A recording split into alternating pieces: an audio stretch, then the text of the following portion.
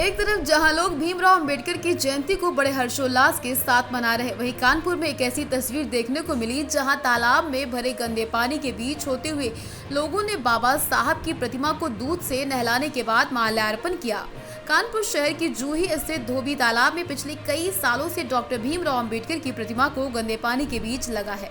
इसी गंदे पानी के बीच होते हुए क्षेत्रीय पार्षद सुनील कनौजिया व अन्य लोग गहरे पानी के बीच से होते हुए अंबेडकर प्रतिमा को दूध से नहलाने के बाद उनका माल्यार्पण करते हुए डॉक्टर भीमराव अंबेडकर अमर रहे के नारे लगाते रहे। अब सवाल ये उठता है कि संविधान के रचयिता भारत रत्न से सम्मानित डॉक्टर भीमराव अंबेडकर की प्रतिमा आखिर किस विकास कार्य से क्यों अधूरी रह गई। कई सालों से क्षेत्रीय लोगों ने इस प्रतिमा के आसपास विकास कार्यों को लेकर आंदोलन तक किया, मगर वोट मांगने वाले सरकार बाबा साहब की प्रतिमा के आसपास आज तक सुंदरीकरण नहीं करा पाए। हमारा नाम शालू सुनील कनौजिया है। आज हम भीमराव अंबेडकर साहब की मूर्ति पे हमने माला अर्पण और दूध स्नान कराया है। हम ये कहना चाहते हैं कि आज हमारे बाबा साहब जो हमें विश्व में,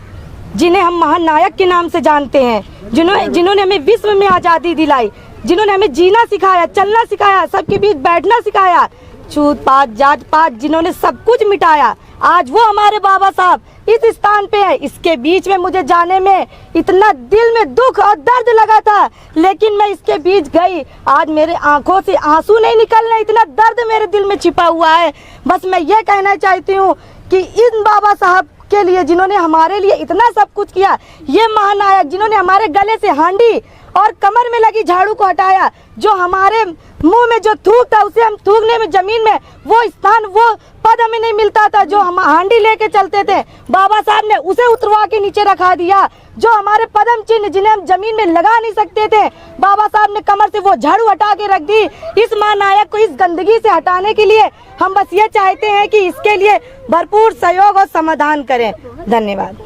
मैं सुनील कनौजिया, पार्षद, वार्ड 14, सब्जी मंडी नगर। आज संविधान निर्माता परम आदरणीय बाबा साहब भीमराव अंबेडकर जी की जयंती पर प्रतिवर्ष की भांति आज पुनः हम लोगों ने जूही बबरैया स्थित धोबी तालाब में पानी के बीचों बीच खड़ी बाबा साहब की प्रतिमा पर माल्यार्पण किया, दुग्ध स्नान कराया हम लोगों ने। चूँकि मुझे लगता है कि इसकी तरफ बहुत सारे दल आए, बहुत सारी सरकारें आईं, लेकिन उन्होंने ध्यान नहीं दिया। मैं पिछले 8 साल से लगातार, जब हमारे वार्ड में ये हिस्सा नहीं था तब भी मैं प्रयास कर रहा था, जब मैं पार्षद नहीं था तब भी मैं प्रयास कर रहा था, और आज जब मेरे वार्ड में ये हिस्सा है तब भी मैं प्रयास कर रहा हूँ। लेकिन पता नहीं कौन सी विचारधारा है, किसकी विचारधारा है कि बाबा साहब की इस प्रतिमा को सम्मान नहीं मिल पा रहा। कानपुर से लेकर लखनऊ तक मैंने जाने कितने चक्कर काटे। जब मैं पार्षद नहीं था तब मैंने प्रधानमंत्री, राष्ट्रपति तक को भी लिखा कि बाबा साहब की इस प्रतिमा तक जाने के लिए